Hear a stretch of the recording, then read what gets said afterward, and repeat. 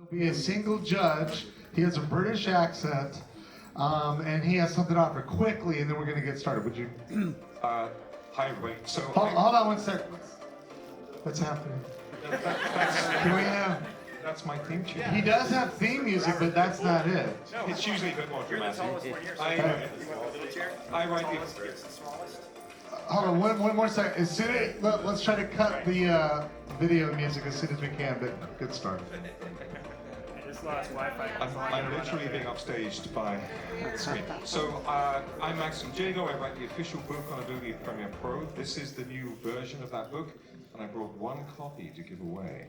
So I haven't decided. Oh, that was easy. So that's it. So I haven't decided who's going to get it, but I think whoever impresses me the most. But his Venmo is. We have a ring outside. You have to get it. So 2 sticks. Liz? No, we're doing the Mr. Fiani. All right, get him in place. I know. It's over here. Watch out, everybody. Not responsible. Let's go. Approved. Whoever gets Yeah. Kim, help. I know, he's got it. I didn't think it was gonna fall apart. Oh, Jesus. All right. All right, so where's my phone? We got this. All right, so real quickly, the rules of engagement for you guys. So this is I have to say this, just a real quick mea culpa. This is an educational exercise. You are sharing your IP in public. If you do so, you cannot sue anyone because you are willingly participating in this educational exercise. Assuming that you heard my voice, it's being recorded somewhere, those are the rules of the game. So if you pitch, don't litigate. All right, so the way this works is, Or musical. That's right, I want a nickel every time. All right, so you come over here, there'll be a microphone waiting for you. There's a marker, red tape down there, and then you're gonna face the panelist. You have 1 minute. At the end of that, the little alarm will go off, and then they're gonna give you feedback, and then we're gonna move on to the next person. We gotta move quickly. So, yeah, what's up? He's got a timer, man. Am I timing it, or is He's tiny. you're gonna do it? You have one job. I only have one job. All right, let's get going. All right, ready? So introduce yourself, and then as soon as he's introduced himself, begin the timer. He gets 1 minute. It's got to be annoying, like, Hold on, I need to clarify. What is our job? you are going to give feedback to the pitch, but at random. So, all right, and you ready? That's it. We're all like, All right, and begin. Hello everyone, my name is Enrique Frahani. I'm a writer-director from Orlando, Florida. And today I'm pitching Forgiven a Nightmare. oh, it's not on. Go All right, ahead, start it over. Okay, no Start in problem. 30 seconds. Thank you. So my name is Enrique Frahani. I'm a writer-director from Orlando, Florida, and I'm pitching Forgiven a Nightmare.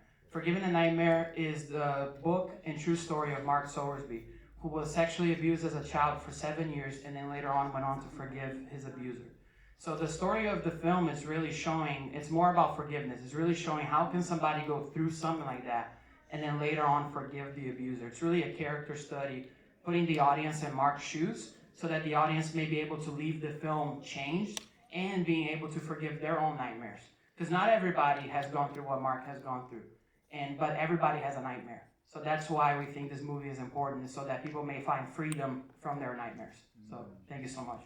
All right, let's give him a hand. Tony, is there a microphone in that area? I'm going to use my. Oh, you do have one. Okay, all right, good enough. All right, Tony, since I've already called your name, talk. Does this work? Okay, yeah, good.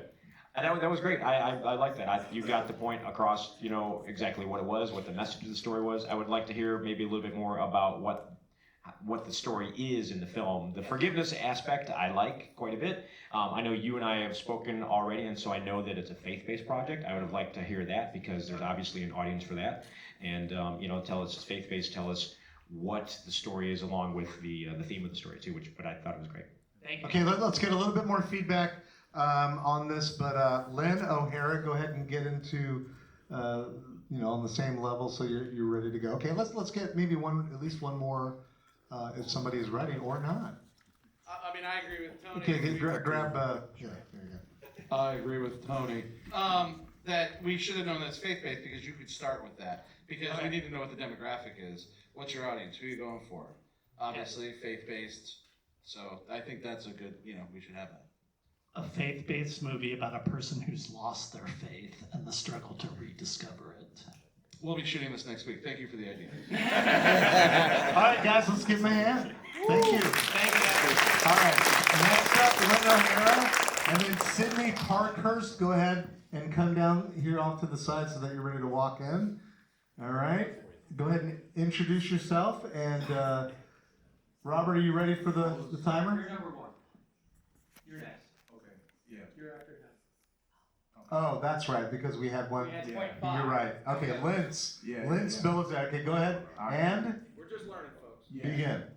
All right, my name is Len Belizaire. I'm a filmmaker, director, producer. I have this short film that I wrote. I actually wrote it's a spoken word. I'll speak it out to you guys, and then you guys can kind of visualize through it. So, if money was everything, would I even have everything? I look around as money grows. I wonder if everybody knows. The superficial things of life don't even matter. Yeah, they're nice to have, but I need something with more substance to grab. Something deeper. There's gotta be something deeper. Everything with a price tag can't be all to life. But when I spend time with my family, when I meet new people, when I share moments with the people I care about, it's just some of these moments that mean the world to me. Why is that? Why is it that when I see my mom happy, it means more than my next paycheck? I know not everyone's the same, but if you can picture what I see, maybe you love the frame. Ding ding. Sure. So I love that you're doing something a little bit unique with your pitch. I think anytime your pitch can match the style and the world of the work you're on the right track.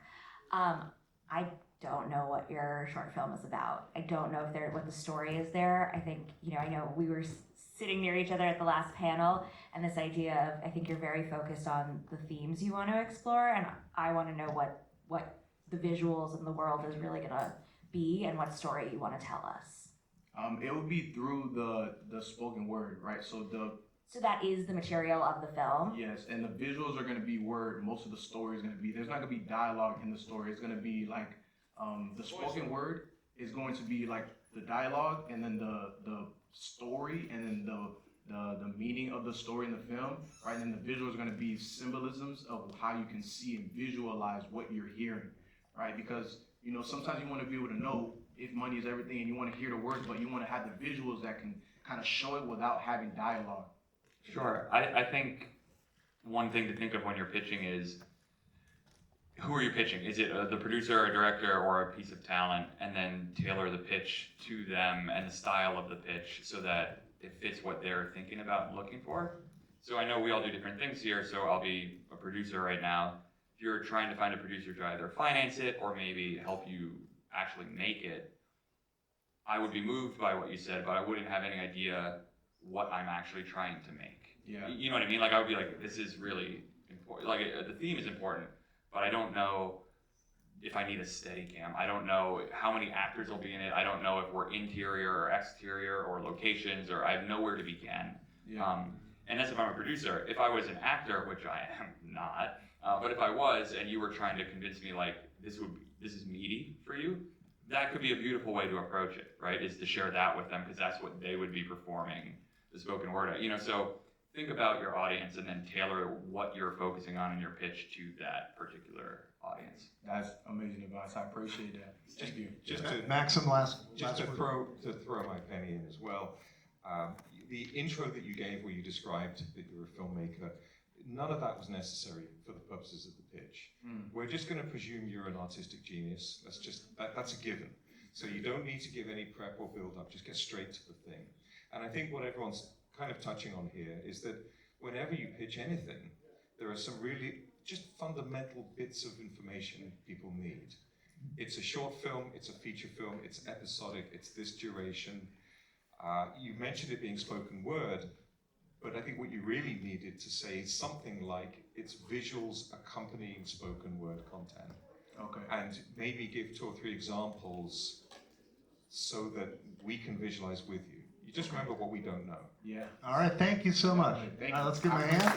Next up, Lynn O'Hara and then Sydney Parkhurst. Go ahead and get into position off to the side, getting ready to go. All right. And is the stopwatch ready? Yep. And begin. Hi, I'm actually Jennifer Lynn O'Hara, and my project is PitchFest. PitchFest is a story of 2 Irish-American sisters of a certain age, I like to call them queenagers, who have been bloodied on the battlefield of love and decide to escape to Ireland in search of adventure. And thanks to Annie's spectacularly bad driving, they get into all kinds of trouble. But what they find is that it is never too late to fall in love because the heart doesn't know how old it is. Now, we've had several table reads with iterations of the script, and it's been so overwhelmingly received that we decided to turn it into a novel. The novel is completed. It was released yesterday, so it is now available for purchase. And female-funded films caught the vision of this story and are helping us get it on its feet. Because women of a certain age, women over 50, don't have an expiration date. We're still vital, we're still relevant, we still have a lot of life to live and a lot of love to give, and that's why this story needs to be told. All right, let's give her a hand. Somebody who hasn't spoken yet. Yeah, Robin. Just a comment on, I like that, thank you very much. I loved, and it was a comment I wanted to make to the last pitch too, is your control. You had 100% control of it. Whereas like, reading from a phone, you don't get to connect the same way. So me as someone who's watching this, I'm gonna pay a lot more attention when the person I see, oh, they've really taken this serious, they really control the material, they can connect with me. So great job on the connection. Thank you. Good. Let's have a little bit more. Ramphus, anything for this one or wait till the next? I think similar, like you were very confident and calm. I didn't hear what format it was. I don't know, what was the format? It is a feature film. It is a buddy road trip comedy rom-com. Yeah, that's what I was gonna ask. Is I knew it was feature, but I wasn't sure like the tone. Is it Hallmark Channel-esque? Is it A Hangover with 50-year-old women? Which direction? Which I would watch that one. There's a pitch. Hangover with 50. No, think of it as Guys, slow down. I can't write all this down. book club meets leap year. Okay, great. All right, let's give her a hand. All right. So Sydney is up, and then Philip, Leah, Abraham, go ahead and get off to the side here, ready to go. All right, and begin. Hi, my name is Sydney Parkhurst, and I am pitching Inherited Rhythms. And this is my story. Oh, sorry. So Inherited Rhythms is about a boy named Caden River who, like me, is caught between 2 worlds, black and white, adopted and abandoned, a hockey player with music in his veins. As a D1 hockey player at Yale University, Caden is on track to becoming one of the draft picks in the NHL. And he's basically being, like, his father is pushing him towards to follow his dream, who was a former NHL player himself. And throughout his journey of, sorry, so. It's okay, slow down. Yeah, you're fine. Yeah, take a breath. So as Caden as he gets into college, he secretly takes a music class. And, sorry. Go ahead and wrap it up. Go ahead. So Caden secretly takes a music class, which leads him to going to a music festival. And at this festival, he realizes that he's kind of good at music and is approached by a music producer. And this ultimately leads to him finding out that his adoptive parents have been hiding from him the fact that his birth mother is a musician, a famous musician. All right, let's give her a hand. Now, before we get into the feedback, I'm hearing like not even quiet whispered conversation. I'm hearing like full-throated conversations. I'll assume they're not in this room, right? But if they're out in the hallway, if we could close the doors, because I think it's going to be a little bit more difficult on the pitchers if they hear people talking loudly. So Let's try to control that. All right. Dad Dave is in the room. I am. Dad. What was your name again? I'm Sydney. Sydney. Nice to meet you, Sydney. You too. You did an amazing job. Thank you. And look, this is not normal.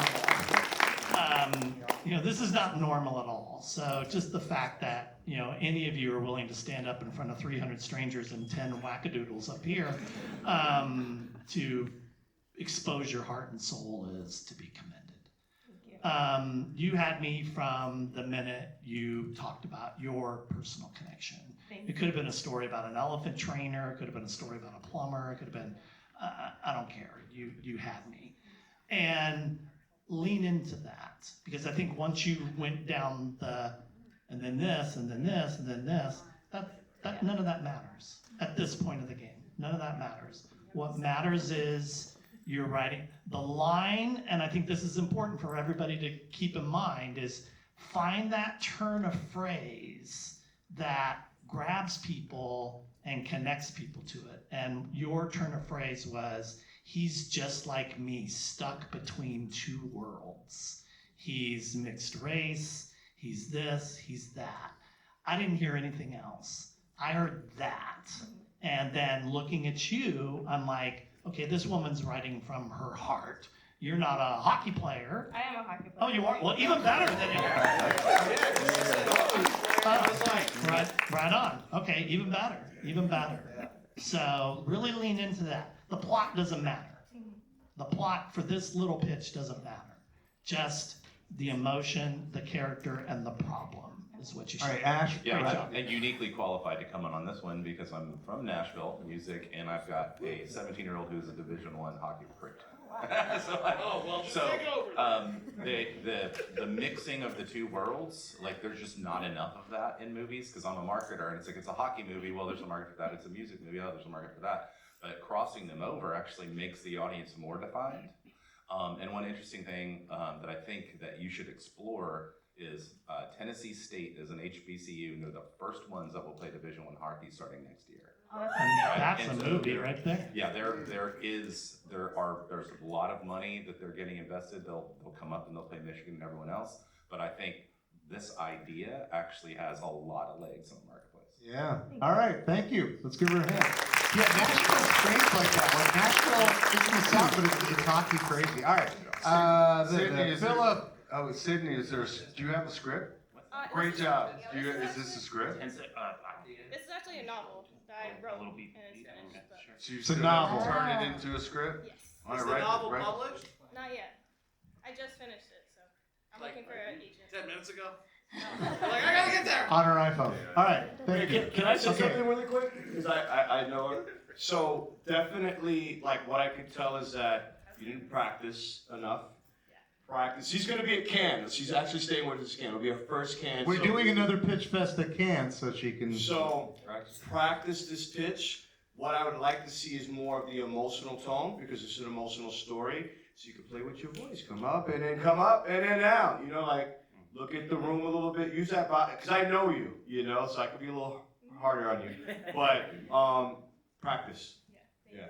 All right. So Philip, and now is up right now, and then Yasmin, please get into position over here. So you're ready to go, and Philip, you ready? And begin. First of all, I just want to say thank you to you for being heartfelt. Because I'm up in my head being like, what am I going to say? But you just reminded me, like, if we don't have anything to say that really touches our heart, then, Philip, I hate to do this, man, but we gotta go. We got 7 people. You're eating into their time. We're gonna ready and begin. So my wife and I worked on Homestead for Angel Studios, and what we learned was there's an untapped world of making a feature film that leads to a series on SVOD or AVOD or what have you. So I'm developing a show called Eden.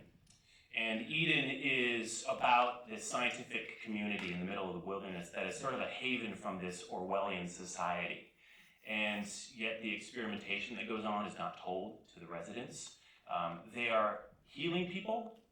They are bringing people back from the dead, but some people who don't have their strength, their inner strength, their mental strength, they begin to lose their minds.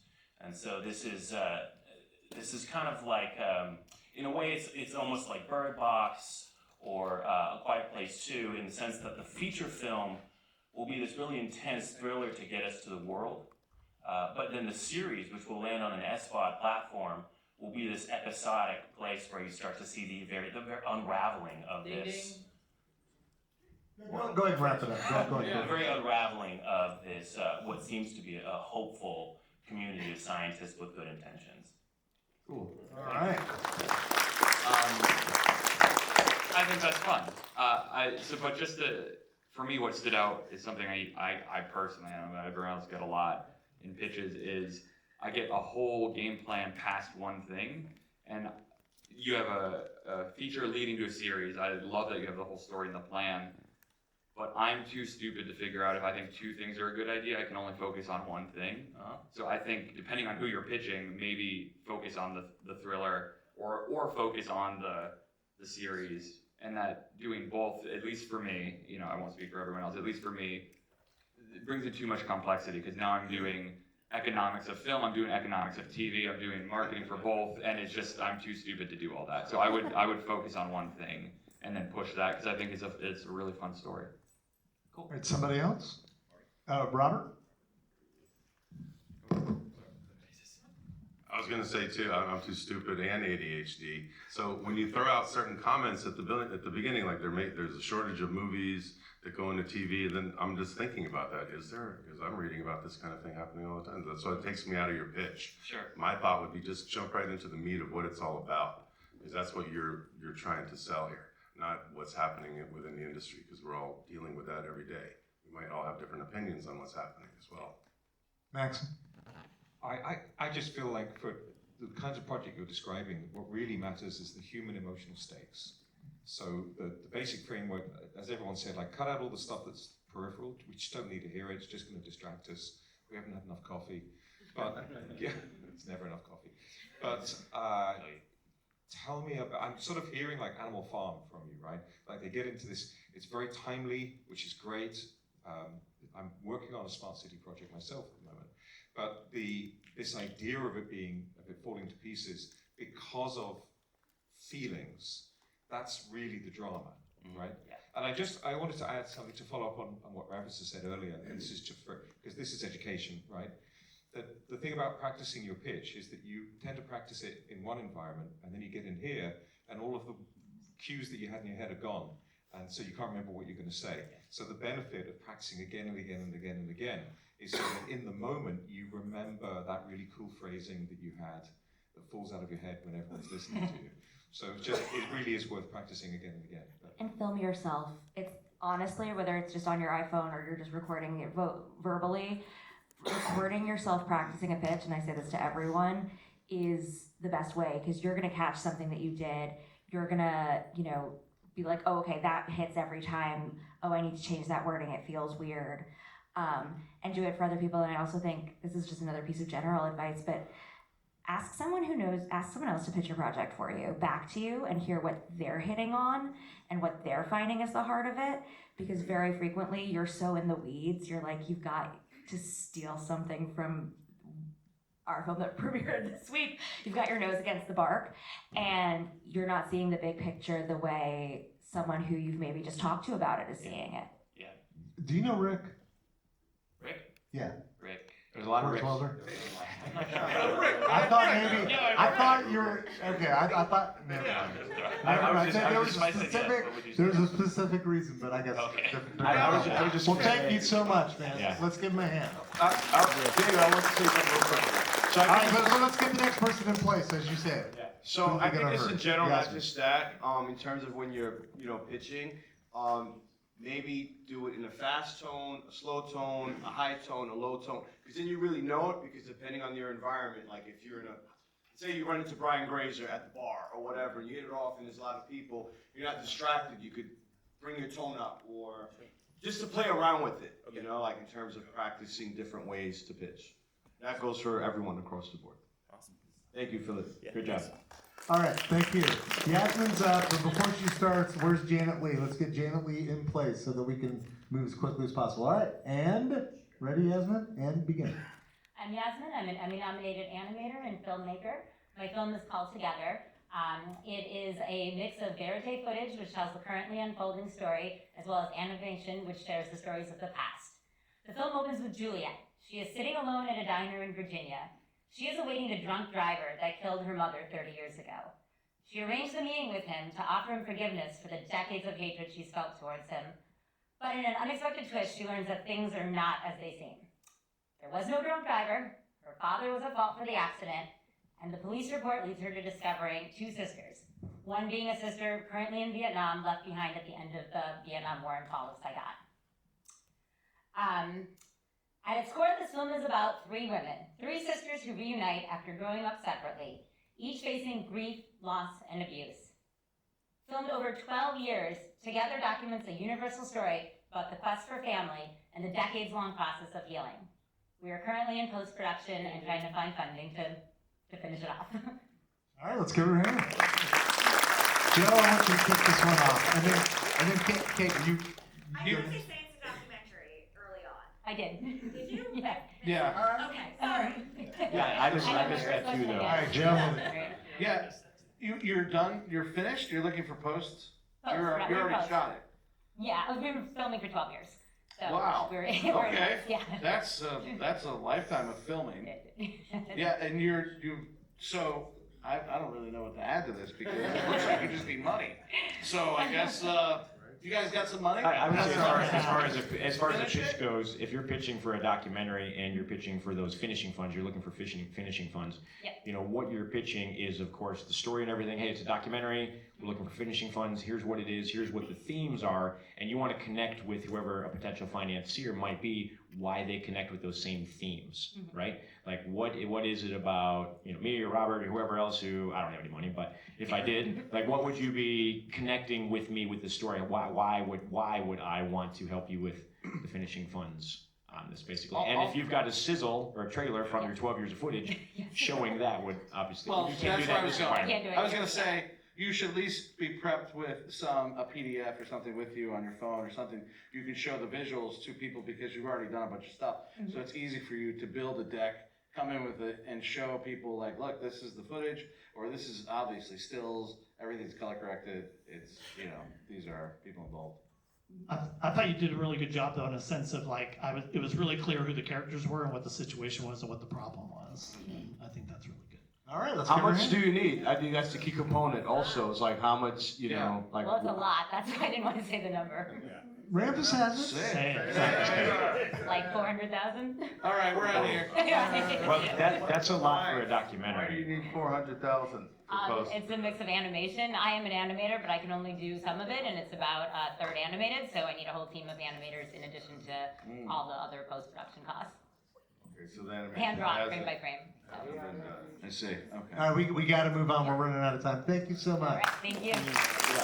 All right, Janet is up, and Amber Nolan, please come down and get into position. And one final thing I would say as you're walking and we're getting into position here is with the story, with that much footage and the message that you have, Kickstarter, other, crowdfunding. You've already, okay, never mind. You don't need it. You're good. Yeah. All right, you ready?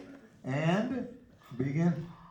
Hi everyone, I'm Janet Lee, and we are at the end of production for a documentary film called Always Ask for Help. 20 years ago, Arnie Stewart walked into my grade 11 classroom to tell my students his deepest secret. He was a 59-year-old man who couldn't read or write. He explained how his entire life was a setup and how he had bluffed his way through everything. He lived in parked cars, he ate food out of a garbage can to survive, and he even fed his kids dog food by accident because he couldn't read the words on a generic can. My students were mesmerized, and in the end, I had an idea. I went up to him and I said, I'm Janet Lee, and I want to write your book. I didn't know how to write a book, but I thought to myself, I'll learn. 10 seconds. And then I said, Arnie, I want to take you to more schools so you can tell your story. And that's just what we did. All right. Robert, anything? I know this story very well because I've been working with Janet Lee for a long time on this project. And it's very heartfelt and it's very emotional and it's a true story and it's fabulous. So again, I'm whatever you need, Yeah. So. I mean, I missed. Is it a feature film? Well, we have a script. Yeah, there's a feature. Well, there's a feature script. Sorry. Yeah. The narrative, but we also have a documentary film right now. We've done. What happened to her money?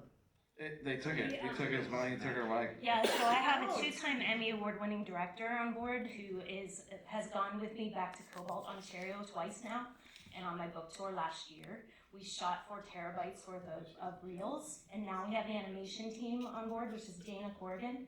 And that's very exciting, and I funded the whole film myself with my teacher's pension. So I filmed, yeah. And people told me not to do that, but this is my life's passion, and I just don't care. So I'll tell you what, we're at the point where we need $50,000, and it'll be done. This is something that's going to make a difference in the world. It's going to help those students who lose their voices when they are panicked. We need them to always ask for help. And my friend passed away in 2012, and on his deathbed, he made me promise to continue. And that's what I'm doing. All right, thank you. All right, next up, Amber Nolan. Oh, I have something to say real quick. Okay, let's get Amber in place then. All right. So real quick, I think like that is really powerful, what you said at the end. I would incorporate that somewhere in the script because that ties someone, it's an emotional chord for someone to say, you know what, I want to get involved. How can I, what can I do? Maybe I could do in kind, or maybe I could put the donation. So I'd incorporate that somewhere in the 1-minute pitch, like this is inspired, based off da-da-da. I put, it's an important, because it hits an emotional chord. Because why do we go to the movies? To be entertained, but we also love movies because it inspires, it touches our hearts, and that touched, at least my heart, I think everyone's heart on the pamper. If So. anybody wants to donate, we have fiscal sponsorship by a company called From the Heart Productions out of LA. Carol, right? And they're on board with us. Any money you give us is tax deductible, and it's on our website, alwaysaskforhelp.com. All right, thank you. Thank you very much. Amber, come on up, and then Douglas B. Davis, please get into position off to the side. Can I throw a quick thought in just as fast as I can? For this kind of pitching, I do think it's helpful to unashamedly state just briefly what your ask is. It helps everybody understand and get the context, lay it in at the beginning. And I love that note that someone was saying, you shouldn't do it. And I'm trying to remember the quote from the interview where it was something like, ain't us gonna ain't, right? People that tell you not to make films, they're not the ones that are getting up in the morning and doing it, right? They don't know what they're talking about. Go and make the movie. But just also for everybody, this is a 1-minute pitch, and you should be planning and preparing a 1-minute presentation. In the real world, this is the real world, but or is it? But in the real world, people are just gonna like, thanks, that was it, right? So have a 1-minute version, a 3-minute version, a 5-minute version. Have different lengths of pitch ready to go for the right context. All right, moving on. Here we go. Amber, and begin. Hi, I'm Amber Nolan. I'm from Key West, and I'm super stoked because our short comedy detective story just screened this morning in the Florida block. It's called Law and Order. And Law and Order will serve as a proof of concept for a larger series, which I am looking to partner with a production company and or possibly secure some funding for. The series is about a couple that comes to the Florida Keys on their honeymoon unknowingly during lobster mini season. And they run into 2 bumbling FWC officers who are hell-bent on getting as many undersized lobster arrests as possible. It's their favorite thing to do next to harassing the liveaboard boaters. So they arrest the couple for an undersized lobster, and they have to stay in the Keys until their court date. So not having any money from their wedding, they move out on the harbor, on the liveaboard vessel, where the FWC will then harass them in every episode, trying to arrest them while they're just trying to clear their name. It is Reno 911 and Super Troopers out on the water with a slice of Florida Keys magic. Thank you. All right, let's get right here. All right, Yeah, your pitch was great, but I think it's really hard to see how that's a series. Right, like what does season 3 look like? Because that's when they're wanting to be pitched series now, they're looking not just for like, oh, we could just make this into something like Home Improvement, where it's like, it's not a show about home improvement, it's about the people in it. Mm-hmm. So I think I would start with making it a feature pitch. instead of the series pitch, because I think it could be a really funny movie. And then one other thing that I rarely see done that works almost every time. So that sounds like something you could have a lot of fun with if you wrote a 90-second song, Gilligan's Island style. Like, I'm serious. Like, every time I've gotten those pitches, and it's usually for something funny, it's just absolutely nailed because you're able to make it repeatable, whatever. Somebody sent me one, and then like 3 days later, one of my kids is walking around singing it, you know? But something like that that shows you are a person to actually pull this off because it's funny. So if you've got to pitch comedy, you better be funny. Anybody else before we move on? Yeah, I'll just like echo that really, really intensely. The funnier, if your pitch should match the tone of your project as closely as it can. I think that that's a way, it gives us a sense of your voice. It gives us a sense of, as he was saying, the fact that you can write this and pull this off. All right, let's give her a hand. Thank you. Douglas B. Davis, you're up, and then Amelia Bart, Amelia. Amelia, get ready. Go in a 10-second warning. Only if I can say hi to Janet Lee and glad to see that Anthony Perkins did not get the best of you. And you mentioned are we in the real world? Tony blends in so well, all I saw was his head. So we might be. He's a floating head. All right, here we go. And begin. Yes, my name is Douglas Davis, Douglas B. Davis, if you will. And I would like to pitch an offbeat comedy. I'm thinking like Coen Brothers, Oh, Brother, Where Art Thou? About three unintelligent wannabe criminals who decide they want to steal a really old, broken down car and break into the local church. They don't know anything about the layout of the church. They actually end up in the basement, and it becomes more of a redemptive quality. They baptize themselves, for instance, because each of them are conflicted with things that they've run into in the past in regards to their faith or lack thereof. So, just a real quick kind of coming of age, but in your faith-based. And definitely a comedy. Like I couldn't see this being maybe a little bit of drama, but yeah, definitely a comedy. All right, let's give him a hand. Marty? No, go ahead, Tony. I was going to say, I like the story. I was laughing, but I was also laughing because it almost didn't sound like you knew what the story was at points as well. You know what the story is, but... It's actually a true story. Okay, all right. Like I was like, why are they breaking into the church? I think just a little more like, who are the characters? What are the stakes? Like, we didn't really know anything about the characters other than it's three dumb guys who break into a church, but we really know why they're breaking into the church. What are the things that are motivating them to find redemption or baptize themselves or whatever it might be? And then dial in on you know the pitch, so be more confident with it and just tell us what it is. Okay.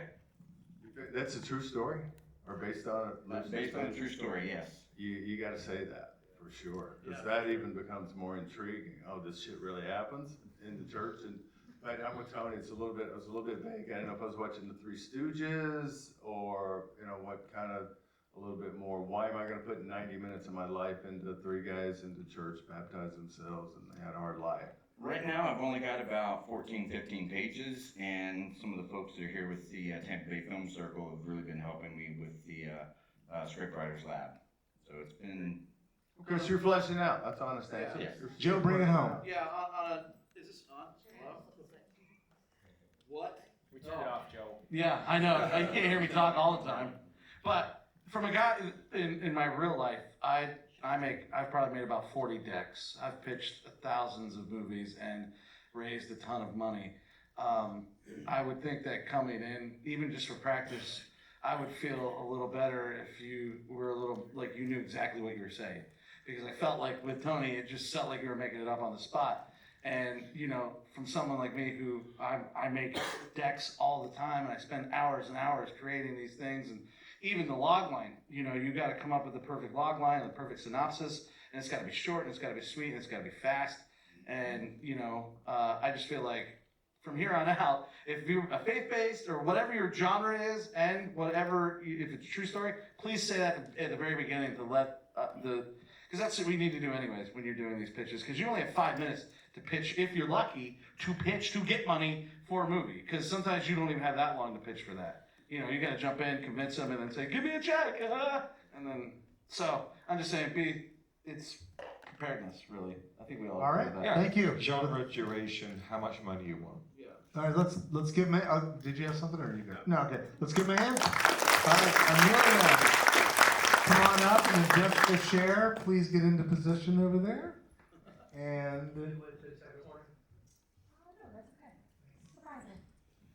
dazzle me. All right, and Amelia, begin. So I was on a 2 a.m. Home Shopping Network makeup shoot. I'm in the chair and I'm talking to the disgruntled makeup artist. He is Italian and he has a crumbling lavender farm in Italy that he can't get anyone to live on. And I swear to you, by the end of this conversation, he offered me an insanely affordable lease if I were to move to Ventimiglia, Italy and take stewardship of his lavender farm. And I have always wondered what my life would have been like if I had said yes. So Lavender Fields Forever is a feature-length romantic dramedy in the vein of Under the Tuscan Sun meets Serendipity. It's destination, it's a coming-to-life journey about a young woman who is disillusioned with the work, hustle, employment culture, and she goes over to Italy and not only finds herself, she discovers chosen family and a true calling of purpose. It's a film about following your intuition. There's a dog. There's a lot of community excellence that we get to see. Thank you so much.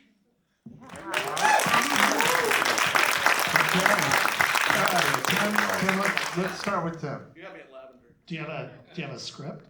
I have a treatment. That's a really good pitch. Thank you. I'm not even telling you how I'm funding it yet. I feel like I'm on Shark Tank. Go Mark Cuban on you. No, that was thank you, because I was sitting there going, that sounds just like that movie that I can't remember what Under the Tuscan Sun. Yeah. So it was really good. Thank you.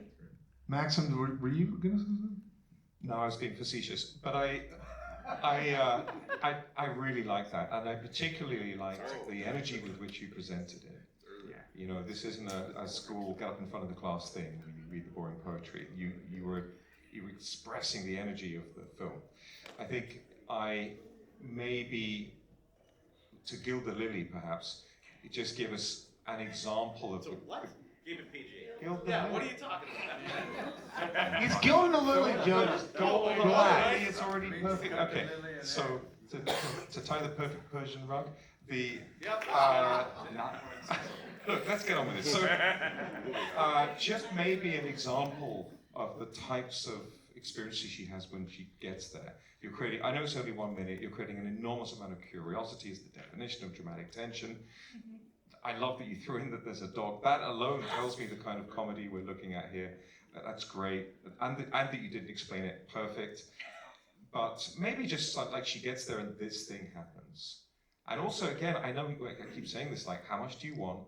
What's the genre? What's the format? Just lay that out at the start for everybody. So we have the context. Yeah, Tim, were you? You have a swagger. Yeah, I love it. When you walked across there, I was like, all right, she's gonna knock this shit out of the park. Just the way you walked into the room said it all.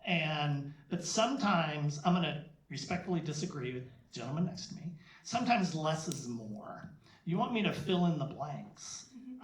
If you're pitching me story, it's different if you're pitching for funds to make a movie. But if you're just pitching me a story, like that's a super simple story. And look, most of mainstream Hollywood is looking for something that's familiar, but just a little bit different. And that's exactly what you did. I mean, you crushed it. All right, let's give her a hand. Thank you. See the proof of concept tomorrow at 3 p.m. in the Soulful Journeys block. All right, Jessica One more time, Scher. Soulful Journeys. Jessica Scher, get Quick into question, are you the filmmaker or the writer on it? I'm the writer and director, and the star's sitting in the audience with me. Oh, okay. All right. Okay, so Jessica, that's you, right? Oh, Hi. all right. And Christian Fink Irizarry, please get into place. Wherever you are, Christian. Okay, and begin. All right. Hi, I'm Jessica Schur. I'm the actress and the playwright of the acclaimed solo show Betty Davis, A for Sissies, that I've performed for the last 10 years. I've done 450 shows, 30 states, 3 countries, and I was approached by Caitlin Shearer to write into a screenplay. She's Austin Film Festival's top 5 women to look out for last year.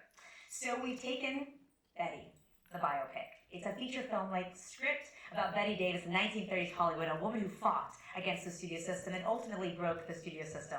Betty isn't your average Hollywood star. She didn't just be prolific with being an actress.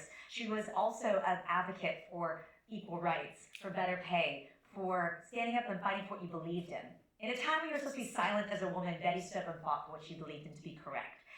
Now, having done the show for so long, audiences love Betty. Male, female, gay, straight, everyone loves Betty Davis, especially my younger audiences. They come to me and they say, Jessica, we love this Betty Davis character. She's a trailblazer. We want to learn more, which I, as a playwright, I think is so important because we are looking for the younger generation. And so it's for film lovers. Film lovers love Betty. LGBTQ has always championed Betty's fierceness, as well as the younger generation. Women, of course, are always feminists who believe in Betty's story, and that's it. All right, let's give her a hand. I noticed, young lady, so, I mean, I think you came in with great energy, poise. Who's directing? What's the package? Like, it sounds like it's set up, so I'm curious to know more about that. You were sending me a lot of information about in terms of how I would market it, and I didn't really need to know that. You have to sell me more about the package and the story. So, who's directing? What's attached besides yourself? That's it so far. It's just Okay. We finished the script, so that's at the very beginning. Okay. Yeah, you know what I would have loved in the pitch is you played Betty Davis in how many plays? I've done 450 shows. All right, I want to see Betty Davis. Oh. Like, I want to see you do Betty Davis. Like, Yeah, you should pitch. Like you said, you've done Yeah. it, and I could hear Betty Davis in your voice. But like as you're finishing the pitch, or maybe in the middle of the pitch somewhere, like pull that out and like bring the audience in. Be like, oh, that's fucking cool. Like that, and then maybe just a little more about what the story, like who she is great, but what's the story that you're telling? Because it can't be her whole life. I mean, unless you're doing a full biopic, it's like a week in her life or something, right? Jessica definitely has Betty Davis eyes. Yeah, so give me that. Give me some Betty Davis right now. Well, I had 2 Oscars, not 1, but 2. Jezebel, Dangerous, Academy Awards, Jack, that was me. All right. Put that in the pitch. All right, thank you. Next up is Christian, and then Sam Queen. Please come down and get into position off to the side.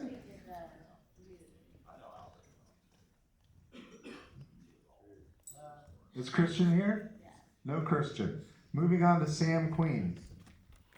Is Sam Queen here? Ah, there we go, Sam Queen. And then Dana Corrigan, please come off to the side here. Get ready to go. Dave, I think you skipped somebody. Oh, I thought that was marked. Yeah, it looked like it was crossed through. That's just your signature. So sorry. Would you mind standing off to the side? Ladies first. All right, she's already there. And then you'll go afterward. I thought you marked through your name. Okay, here we go. Let's begin and start. No. What? What's happening? What are you guys want to do? Oh, I thought she was gonna go. Okay, sorry, I didn't hear it. All right, Okay, all right, here we go. My name is Samantha Queen. I am an actress and director in the Florida Keys. My feature film is an environmental, biological crime drama that is actually based loosely on real events, and I do have the rights to those cases, to those deals, to those investigations. And what my team is looking for is not only the funding, but a production company that is willing to cross-collaborate with me, and together we can show our viewers the keys to survival. And that's the name of the feature film. Let's give her a hand. I unfortunately can't tell more about it because Can you tell us about the story? Because we don't know what it's about. Now, unfortunately, my partner didn't exactly give me permission to pitch this in front of a room of people. This was my first PitchFest. I thought it was like a one-on-one thing. So I cannot divulge too much, but once they text back with me, I would love to get it. But yeah, it's one of those things that I would feel wrong doing it without them telling me I could. Yeah, I think you should make a podcast. Well, Try that, seriously. Make serial, episodic, and don't list I was so 17 ready. genres, but like right now, that is the #1 thing that's happening. If it's not Joe Rogan or whatever, it's all the serial podcasts. So you got a great name. And that would further develop your own IP. And I can tell you right now, there's executives at Netflix, and all they do is go down and look at podcasts and see what we can. And there's multiple, Meet John Doe, whatever series that came out of that. So I would start there. Thank you very much. I did have it already, and then I was like, wait, I should probably ask this person first. So. Let's clap for the integrity of not sharing with us. All right, Johnny, again, I'm sorry, brother. I thought you wrote your name and then put a line through it like I'm not going to be there. So sorry about that. All right, hey, and begin. All right, so I'm Johnny Vance. I have many roles here with the film festivals locally. But I'm in a transition going from volunteer to who knows what's going to happen. I end up being producer director. Anyway, so my 60 seconds. This is all new to me, so this is my pitch. It's about Red Rose, romance, dance, drama, and cultural. It's lost love and tango.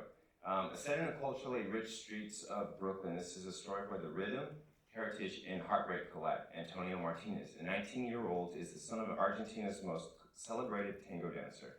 Yet, despite the powerful lineage, Antonio is unmotivated and directionless until life throws him a jolt.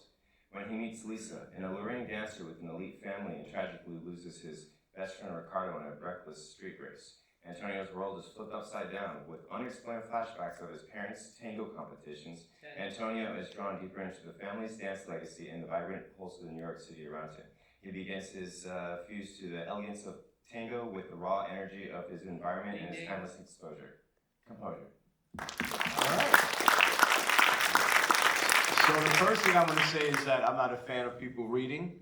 Like the way you walked in, like your personality, like your vibe, like I was digging that, and then you transitioned, like your tone and body changed when you started reading. But I had a question. You mentioned the best friend died from having breakfast. I spoke very quickly. I'm sorry, but no, he had a car accident. So and it's something very similar to how his dad passed away. Okay. So his parents are competition tango dancers from Buenos Aires, Argentina. So there's a lot of rich culture of the tango dance that is going to be taken up to New York City, where Antonio, he's not about the culture, he's about being an auto mechanic and dancing everywhere he goes. That's what we're looking for in your pitch. Yeah, exactly that. No, you didn't read any of that, you just told us, it was perfect. Cool, all right. Yeah, find that turn of phrase that we can all remember. The son of a world-renowned tango dancer who unfortunately has 2 left feet. Then you're like, okay, the guy can't dance. He's got a lead foot. No, but the point is, I mean, that's what screenwriting is, right? It's that turn of phrase that paints a picture that sticks in our head as opposed to saying things literally. Copy that. Just in terms of pitching, if you find that you have to speak really quickly to get all the words out, you're saying too many words. Gotcha. And just plan that. And it can be very powerful to pause. And something that I haven't heard a lot of people doing here, and news reporters do this really well, it's really powerful for a pitch, is pick the words that you're going to add emphasis to. Because that makes it much easier to hear the key details that you're sharing. And just pick out certain words that you really want to hit home. And that will be, they're like milestones in what we're hearing. It's a very powerful way to present. All right, let's give him a hand. I just want to second the leaving spaces for silence and not being scared of letting us think about what you just said. Okay. You don't have to get every possible word in that could be in 60 seconds, but I think when you're confident in your pitch, hit the word and then let us marinate in it and then be confident in your storytelling. All right, Christian Fink Irizarry, are you here? Good job. No Christian. Okay, on to, we did Sam Queen, Dana Corrigan. You want to test everyone? Come on down, Dana, and then John Vasquez. Please come off to the side so you're ready to go. All right. And begin. Hi, I'm Dana Corrigan, and I'm pitching an original animated series called Corsadero. Corsadero is a fantastical action animated series about a healer who's trying to save her hometown from natural disasters.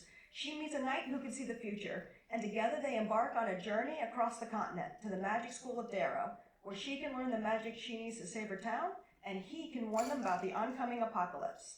Corsadero is for 6 to 14-year-olds. It's comparable to projects like Avatar: The Last Airbender, Legend of Korra, and Dragon Prince, in its handling of heavy topics in a way that's approachable for kids, and still being respectful to the characters.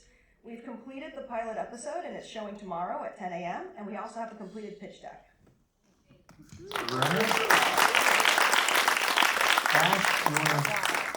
Yeah, I mean, I think the idea is fascinating and great from a marketing standpoint. Tell me what the title means. Oh, so the story has a musical element, so like the magic underlay is through music, and so we're using chorus as like a music chorus, and they're going to Darrow, which is like a Hogwarts, so like a magic school where they can learn a new form of magic to help save their home. Okay, I think that's, I kind of want to hear that in the pitch, or else I'm lost on what the title is. Sure. But that market is underserved. The other thing I would want to know is the style of the animation, because animation means a whole lot of things. Oh, it's American anime. Okay, American anime. From the direction of like Legend of Korra. Yeah, so the pitch would be to someone like Crunchyroll even to, okay. I think that's a great idea. I want to see it tomorrow. I was going to say this. I have a 13-year-old and a 10-year-old, and this is right up their alley.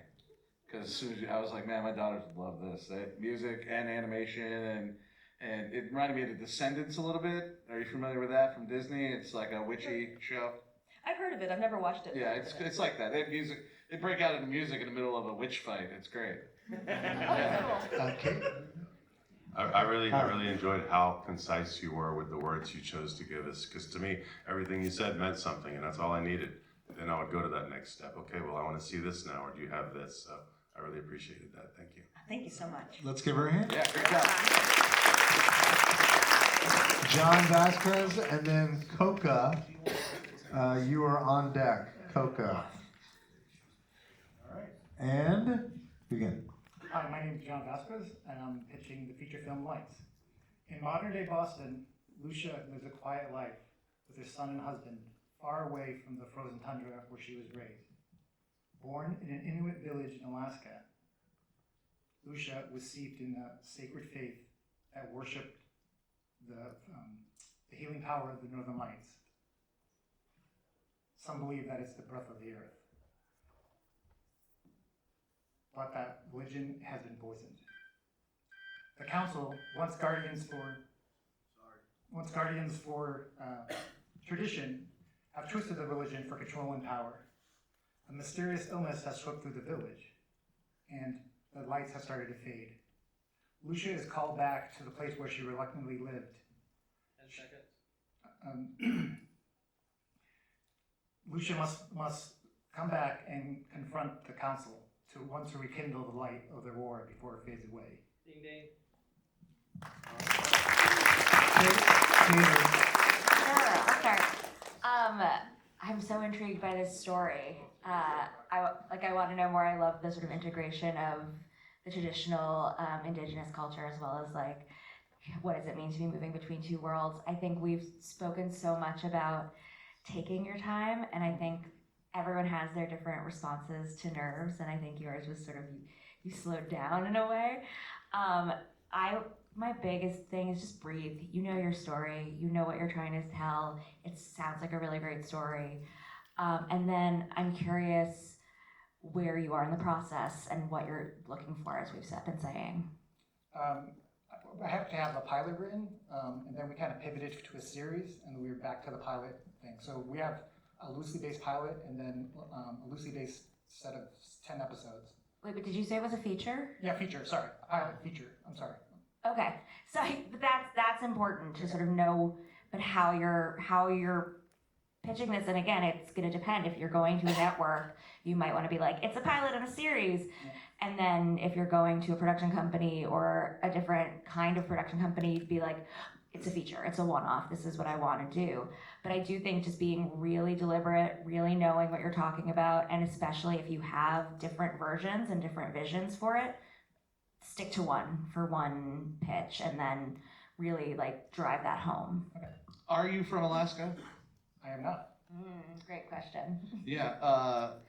Joe, are you from Alaska? I'm not, but my family is. Oh. And that's why I was asking, because my mom lives in Talkeetna, and you in pitching something for Alaska, you should really include all that Alaska has to offer, which is amazing. Not just the Northern Lights, but there's way more than that, and you could really pepper in that into your pitch about what Alaska has to offer because their incentive is 40%. Did you know that? 40% in Alaska. So that's good to know on many levels.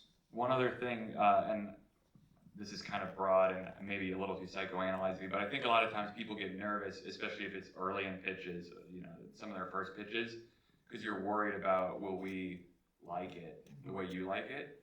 And the answer is some of us won't, and that's okay, and some of us will. And so just get comfortable with the fact that, like, Martin Scorsese goes out and tries to get movies made that don't get made because a bunch of executives hate the idea. Like, no idea will have universal acceptance. So just, if that person doesn't like it, that's okay. Take the data in from that, you know, their responses, improve and move on and keep going. So don't stress about whether this pitch works or not, because it will take a lot of pitches no matter what to get the thing made. All right, let's give him a hand. Real quick, are you the writer? Are you the writer or filmmaker? Like what? I actually thought that was a great pitch. You just needed to breathe more. Exactly. It was really great. Coca, you are up. And Cheyenne, please come on to the deck. And begin. Hey, I'm Coca Singh, and I'm pitching for Bastard Toplax. It is a feature-length film. We're looking for 1.2 million. This is a high-octane, action, dark, gritty film. The story centers around the truck driving and warehouse workers of New Jersey. They're broke, they're blue-collar, and to make ends meet, they also participate in the Fight Club. What makes it interesting is that the Fight Club takes place inside the freight truck, parked in the truck stops overnight, which makes it very hard for police to find them because they're gone by morning. Our protagonist is Harley. He's kind of like your cool guy at work. He wins all the fights, he's great, and his little brother, Davey. They're best buds. Davy's got kind of a drinking problem, he's a college kid, what do you expect? Harley takes the fall for him, spends 5 years away, comes back and things have changed. The story becomes a revenge film. It's fast-paced, it's fun, it's fucking exciting. And that's it. Oh, we have a proof of concept that's already been circulating the festival circuit and a feature script ready. Now give him a hand. I want to know more about the revenge. Like, I mean, that's good in the pitch. I want to know more. Like, you know, it was a good pitch, dude. Yeah, I was down. I'm like, all right, I like this. Thanks, appreciate it. I like the Fight Club in the truck travels, so it's like it's a traveling Fight Club. I mean, exactly that. Yeah. And of I course, was running through actors in my brain. I'm like, truck. Fight truck. Frank Grillo's already done it, so don't get him. We need Fight Truck. You tell me you've got a $1.2 million action movie, and I get a little nervous. But as you described it, I'm like, I can actually. It's contained. It's like, it makes sense. What were you thinking actor-wise? Like, do you have any ideas, or you haven't thought of it? I can't tell you that I've specifically put faces to it like that. I think like most people, you write off what you know and who you're around. This story is definitely about brotherhood and family, and my brother's my co-director. But as for that, Do you guys fight in trucks? I was just gonna say, did you have a secret Fight Club? Which one has a drinking problem? Yeah.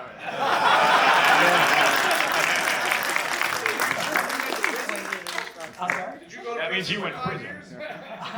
Actually, no. All right. This is getting good. Is your proof of concept playing? You have something playing in the festival. No, it got rejected from the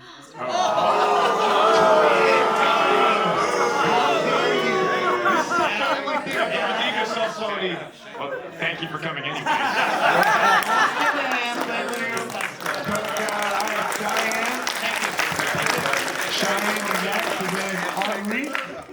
Franhani. There are many reasons films don't get into film festivals. That is another panel for another day. Yes. All right, Cheyenne, and begin. My name is Cheyenne Follett, and my film is The Cowboy. It's about a young Southern man who sets out to reconcile with his best friend, the man that killed him, 50 years after they both end up in hell. It's going to be filmed in black and white. I'll have some practical effects for the horns. Basically, I'm just looking for funding to get it started. And thank you for hearing me out. Tell us more. You got more time. What else? Well, it's really about human connection and reconciling after you've, I gotta think, I'm I'm trying to think of what the word is, sorry. Take your time. Reconciling after you've done something seemingly unforgivable.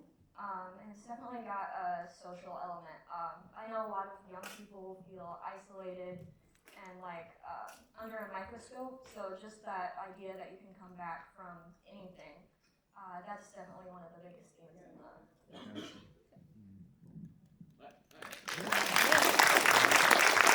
I tell you what, I love the freaking title. The Cowboy, you had me right there. That's cool, it's strong, it's right there, it's in your face.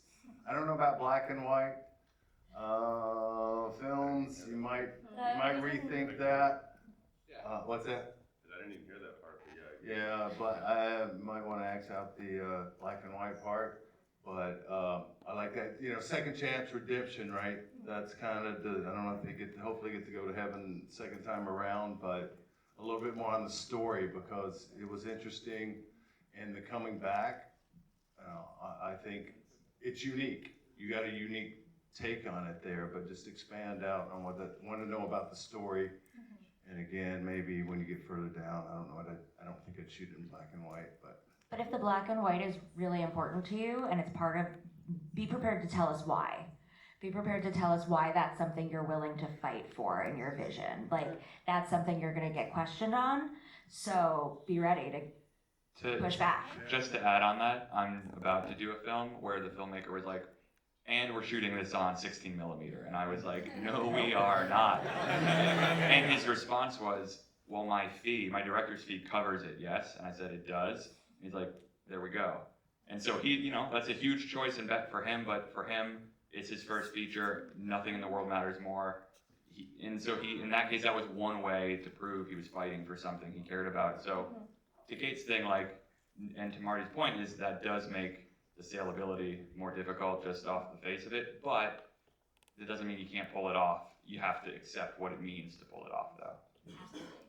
All right, let's give it a hand. Steve, there's got to only be like 3 people who know how to load film now. You can also make you learn it in film school. All right, where were we? Coco, Cheyenne. Okay, Enrique, are you here? No? All right, then next up, Jay. Somebody's coming. I think Enrique's Wait. Is Enrique here? Oh, okay. He's just going to the Make him pitch. All right. Jay. Really bad. Jay is Bogdanovich. And then while you're getting in position, Jonathan Davis needs to get up there. All right. And begin. Okay, hello, I'm Jay Bogdanovich. You could call me J-Bog. And this is Drama Club. It's a feature film comedy. And it centers around a self-centered New York City actor who is in debt to the wrong people. So he goes to hide low in his hometown in Florida. And he becomes, to lay low, a middle-class drama school teacher. But he's unable to lay low because the conservative school board wants to ban the musical he's directing. And so instead of dodging these hard men and even scarier mean moms, he's also having to realize for himself that he's standing up for his students, art, and the freedom to bring, a little razzle-dazzle to the good people of Marco Island, Florida. And that's, thank you. All right, let's give him a hand. Let's tackle this. Is this based on a true story? No. I thought you were going to say it was based on you or something. Well, I'd love to play the part, but I'm also an actor and a filmmaker. I have a short film here in the film festival. But considering Look, Jay. Yeah. Stop. Let me tell you something about this man. I just met him last year. He auditioned for a role. We were doing a movie called Demon Queen Pinball Machine. Yes. This dude showed up, and I fell in love with him. He is probably one of the best, and I'm just one of the best comedic actors I've seen in Florida. So anything you're doing, bro, is gonna be classic gold. I guarantee it. I just have to say that because he's probably one of the funniest dudes I've ever met in my whole life. Why are you being so negative? I know, I'm sorry. I'm just speaking the truth, man. Can I ask what the musical is? It is about his life story. And Okay, he's- so it's not like, it's a fictional musical he wrote. That he's Correct. Okay. Yeah, but then he realized it. Yeah. Even better. Yeah. Dude, this guy's cool. He's like Stephen Root meets. Hey, he Patton just Oswalt. You're like Stephen Root meets Patton Oswalt. Hey, Ash just came up with the tagline. The world needs more jazz hands. Yeah. All right, thank you. Let's give him a hand. Great job. Thank you. All right, Jonathan Davis, you're up, and then Rick. Yeah. I don't know what else. There's a Rick Danford. There you go, Rick Danford. You're on deck. All right, and hold on one second. We're going through a transition right now. And begin. Hello, my name is Jonathan Davis, and this is my fantasy film Beyond the Pale. In a world overrun with mythical monsters, there's only one rule set in stone: they can't have children with each other. Any child found is banished, forced to wander the world. The story is about two of these people. One of them is a young man who's been on his own for 10 years and likes it that way. The other is a little girl who's been on her own for a week and wants to find someone. They have to travel with each other, navigate a world that hates them and each other's personalities, while a mysterious phantom in knight's armor, before a mysterious phantom in knight's armor finds them. All right, let's give him a hand. Marty, you wanna? Yeah. Why, I would like to know, why does the world hate them, and to have some understanding, like have some compassion for them. Like why is that? Sorry, I'm still reeling from the fact that I had to cut stuff out of the pitch because I thought I was running low on time, even though you didn't even get the 10 seconds. Boom. Welcome to the elevator. It is a mix of seeing their potential for how powerful and uncontrollably dangerous they are, while at the same time also a sense of pride. I think, is pride the word I'm looking for? Pride they have towards themselves as, oh, we are the elves, we are the dwarves, we are the I like the idea of a mythical world. I would want to know, like, and it sounds different from like Lord of the Rings or any other sort of mythical fantasy type stuff that we've seen. But tell us a little bit why it's different. And is this animated? Is it live action? Because I didn't really get that. If it's which one it is. I feel like I played this campaign in D&D. Yeah. I feel like I straight up played this already. And also my brain was like when you said the mythical creatures can't procreate. Yeah. But then I was like, well, then how are they? All you gotta do is wait 50 years and then they're all gone. Good point. No, I understand. I have a first draft of the script that I'm still editing, and How many pages? You just had to ask that. Yes. I said dial in more, like as you're pitching before you pitch. Over 300 because it's the first script I had ever written. That's a script or a novel? Yeah. I write like a novelist. Okay. It's thanks to some of the panels here that I know that, okay, I am doing this wrong. Now I know. 300 page screenplay? You're gold, bro. Yeah. What are you, Tarantino? Yeah, a first draft. I think a first draft of a first screenplay can absolutely be 300 pages.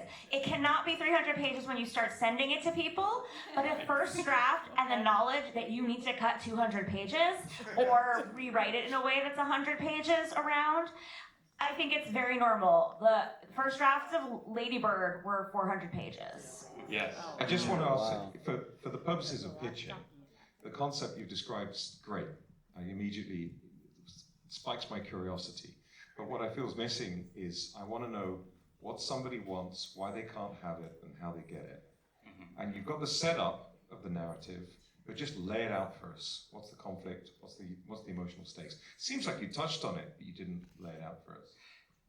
Yes. All right. Again, I was fearing I was running out of time. Well, hey, you're brave. Thank you for doing this, and keep working on it. All right, let's give it a hand. And by the way, I feel compelled to give you a fist bump. Welcome to the elevator, pal. I love that, man. I'm going to steal that and act like I made it up. All right. Okay, next up, Rick. Wait, was that Rick? No, this is Rick. Ah, hey Rick. All right, and then Atelier Picanas Incorporated. It looks like. Is that you though? Okay, great. As long as you know who you are, we're good. And begin. All right, well, first off, my name is Rick Danford. I'm here at a last second notice for this pitch. My partner for this particular concept that we put together a couple years ago, Michelle, is unavailable to be here, so please don't judge the book by its cover for this pitch. All right, this is a pitch for a dramatic episodic series called Ladies. What happens when your chosen family challenges everything you thought you knew about yourself? Ladies is a bold, emotional, and unflinching episodic drama that follows a tight-knit group of lesbian friends, each navigating love, identity, and acceptance in a world that doesn't always make it easy. Think Sex and the City meets the L Word with a little Yellowstone vibe thrown into the mix. And with even more edge, authenticity, and heart. Together they support each other through heartbreak, triumph, and the messiness in between. But when Daria, the group's youngest and most impulsive member, introduces her new friend Maddie into the circle, the dynamic shifts. Maddie isn't gay or at least she didn't think she was, but the connection sparks a journey that could upend everything, her relationship, her boyfriend, her identity, and even her future. This is more than just a show about sexuality. It's about hardship, freedom, and finding the truth in unexpected places. Give my hand. Sorry about that. Ramphis, I feel like maybe you should. Yeah, you start. You don't have to go for long. Just start, and then anybody else. Everyone knows this, but I'm not gonna drill you on it. Like the reading, you know, I don't like when people read and do a pitch, but I know you're covering for someone. It felt a bit. And then we decided to do this last night, so it was last Gotcha. second. So no, I give you kudos for that. It did feel a little bit red, which makes sense. Sorry, Rick. Yep. You're a well-known horror director. Why don't you start with that? You got movies out right now that are all over. Well, I was going to, but when you said start, I figured that was part of the 1 minute. Oh, I see. But you should say, hey, I'm an award-winning horror director. I've directed 7 or 8 movies or whatever. But this is my first time pitching also, so I kind of wanted to just go through the process once and see. Well, yeah. But just that. Start with like, hey, I'm Rick Danford. I make horror movies, and I'm well known. I think one thing to keep in mind always is oftentimes when I've pitched, I've had to do it unprepared, meaning somebody was like, oh, I know this guy, like, I'll connect you, and you have a short amount of time or whatever. So I think you have to lead with the confidence in the project and yourself. And you don't have to qualify, like, sorry, my partner's not here, we started it last night. Don't give me all the context to be like, this is not ready. Just come out and do it, and let me have to find the cracks in it. You know what I mean? Like, but just, you know what I mean? Don't qualify away the story before we get to it. I really wasn't sure how this was supposed to be. I even brought a 2-page deck to hand out, but I didn't know the process, so. Yeah, I was gonna piggyback on that too, of just being prepared, or just, as they say, fake it till you make it, because I'm a talent rep, and I might have 10 writers. Steve, I might hear he wants something, oh shit, I gotta remember, I'm not gonna let him know I don't know the pitch, I'm gonna pitch the hell out of it. I'm not gonna read it to him. I'm gonna try to just do the best I can. One more thing, just to put my money where my mouth is. It's Sunday. I just think I told you, Kate. It's Sundance this year. I wound up through some weird machinations at dinner with the person who runs Mattel, and she was like, "We're just looking for more IP stuff." And I was like, "Have I got a whack-a-mole pitch for you?" It didn't go great, but I still did it. You know what I mean? It was like it didn't. I didn't tell her like, "I'm gonna make this up right now." I just did it, and. So, like I said before, some of them won't work, some of them will, but who cares? You know, that's part of it. I'll just contradict you for 1 second. No. Which you know is my favorite thing to do. I appreciated the caveat that you are not the face of this project with this particular project. I think if you had pitched this and we had gotten to the end, I would have been like, excuse me. What? That's why I had to say that. And I really appreciated that, actually. So I think that would be my slight contradiction. But if you were the face of this project, I would lean into your background. Like, you've got a great opportunity there to go, I'm known as a big horror director, and now I want to tell the story of the horrors of love. You know, and so you with an H, capital. Horror. Because even if you're not involved, that's memorable. Like we've heard what, 15 pitches today, right? That I would remember. Yeah, You this know? is basically her story and her idea. I'm just a storyteller, loved it, and wanted to help her bring it to life. So. Rick, you did nicely, man. That's a good job. And by the way, for your first pitch, Rick, not bad, and keep it coming, man. All right. I'll just let. Is it Atelier? Yeah. Oh, sorry, it is Atelier. Yeah. And it's a good segue. Oh, can I go? Yeah. Well, welcome to the elevator. Welcome to the All right. Hey, Thanks. everything was great. I gotta go. Thank you very much. I had a great time. Thank you for having me. My movie's at 5:45 in this room. All right. Okay. Yes. Oh, wait, I'm sorry. Who's next? Riverdale. How do I, Roundy? Who's at the bottom? I see Papa, and then huh? As long as we're good then. All right, Anne? Begin. Atelier Pictures Inc., that's me. I'm Afton. Atelier is French. I am from Canada. That is why that is the name. So I'm here today to to ask for principal photography funding in the amount of $500,000, and also for a director to helm this project. It is a feature. We are looking to do a festival run with it. The script is locked. The pitch deck is done. It is a psychological, atmospheric horror. The writer and I are huge Mike Flanagan fans. Think of this as like Mike Flanagan's Hush crossed with Robert Eggers' The Witch. And crossed with The Marriage Story. The story follows ex-decathlete Bridget and then her publisher husband Alex. Alex moves them from their busy lives in the city to a tiny isolated cabin out in the middle of nowhere. There is a... Keep going. Go ahead, wrap it up.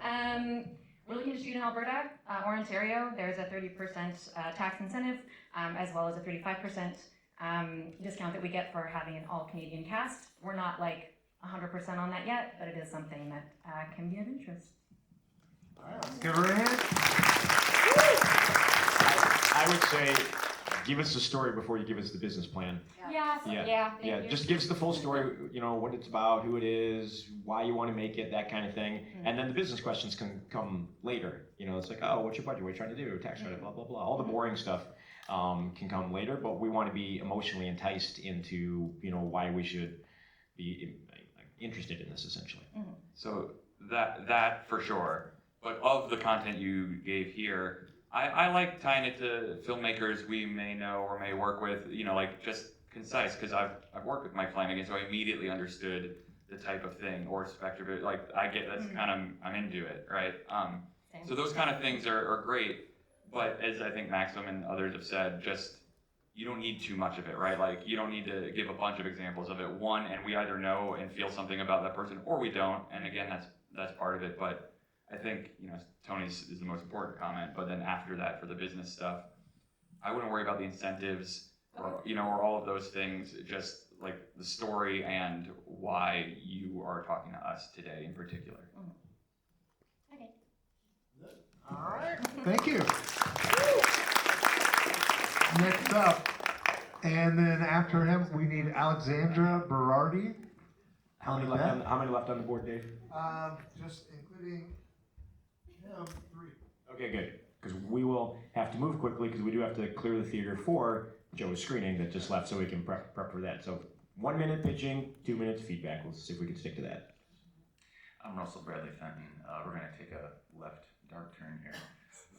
Scenario is a half-hour pilot. It's an ice-cold Black Mirror-esque thriller set in Hollywood.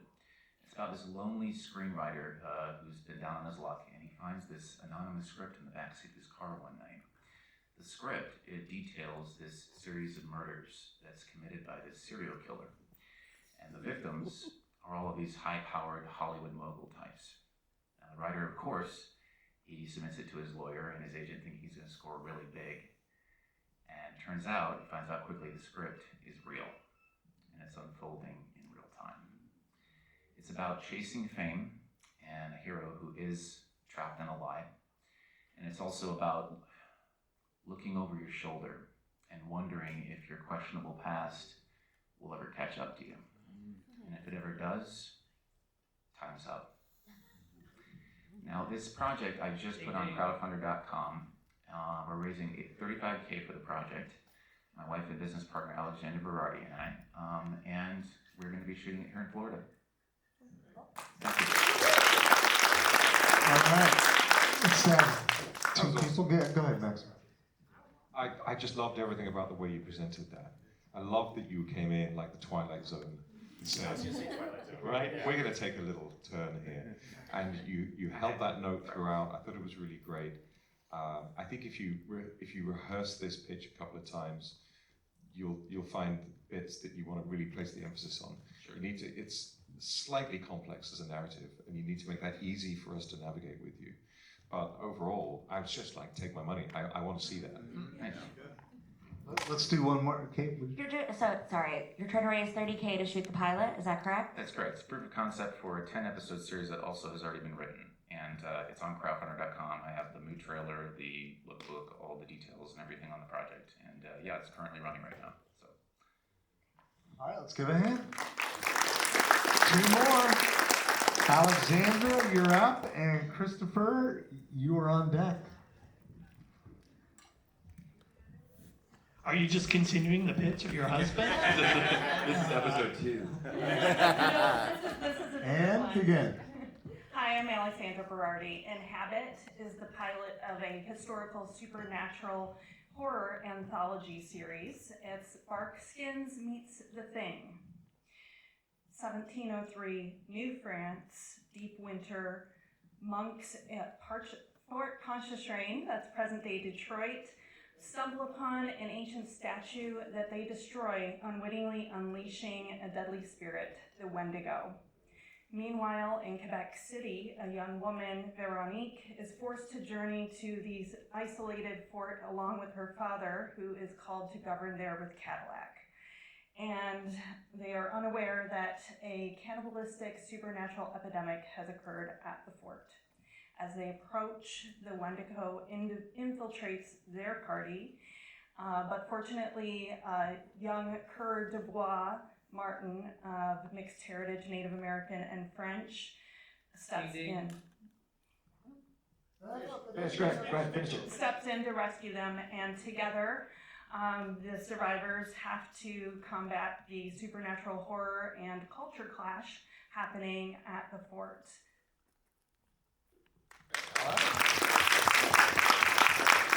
Who's up? I thought that was really clear. It was a really good hook. I think you got bogged down in some of the storytelling stuff, and for this format, you probably didn't need to go that far. Okay.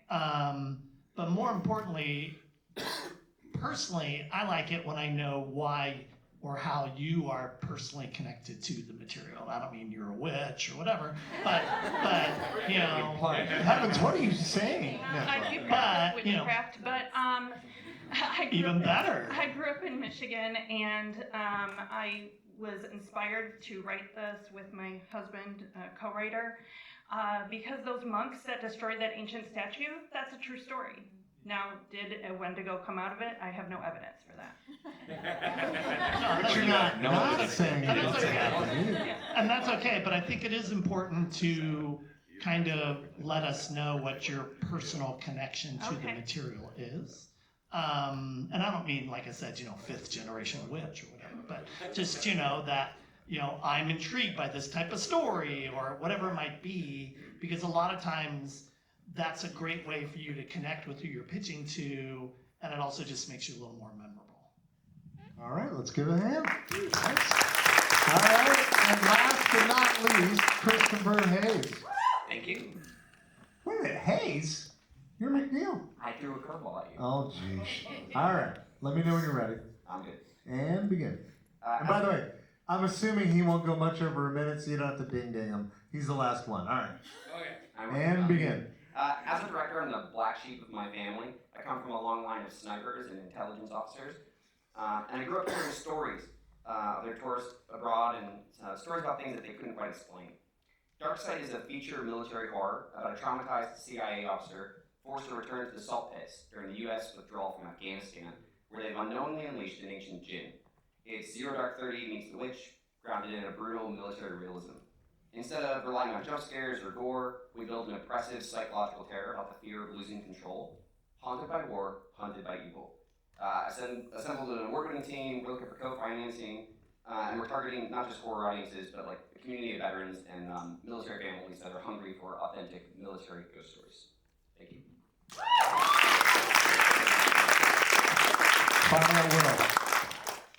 That's marketable, that's for sure. I would watch that. That sounds fun.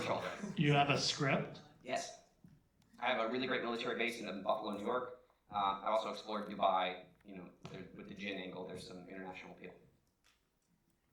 I thought that was really strong. I just want to say, I thought you did a great job. Thank you. And you did all the, many of the things we've said, like you tied it to yourself. You made it, you said a couple things where I anchored into what it was. I found it really compelling. I think you did a great job. I mean, it's just cool. Yeah, I mean, it just sounds cool, really. I mean, when it boils down to it. I would definitely get feedback from your own family military folks. So I worked on Hacksaw Ridge, and when we showed the first edit of that, the military guys were like, "We're out. We're not watching this." Oh, yeah. It's just too much. So if you're after that audience, I definitely get some feedback from. Yeah, I actually had a consultant that worked for the CIA, went to my family, and one of the post groups that I met with did Hacksaw Ridge. I think you should take it to Fantasia, to the market there. Like, this is right up their alley, you know? Are you familiar? Do you know what I'm talking Hey, about? if you know somebody, let me know. Tim, you were gonna. Yeah. Are you affiliated with the Lavender Haze people? We just met, actually. Or wait, that was my little Taylor Swift there. Talk to me afterwards. All right, guys, let's give our panelists a big round of applause. And we have more exciting panels tomorrow. Next, I have to give away his book. Oh, we have to give away a book. Yeah, yes, give away. I also wanted to say thanks to Robert and Kim for helping facilitate the panels throughout the festival. Robert and Kim, very good. So there were so many fantastic pictures here. I'm unable to choose, so I'm going to go with my intuition, which is the lavender. Easy. Yeah. All right, and again, let's give the panelists one more round of applause. And we can get out of here.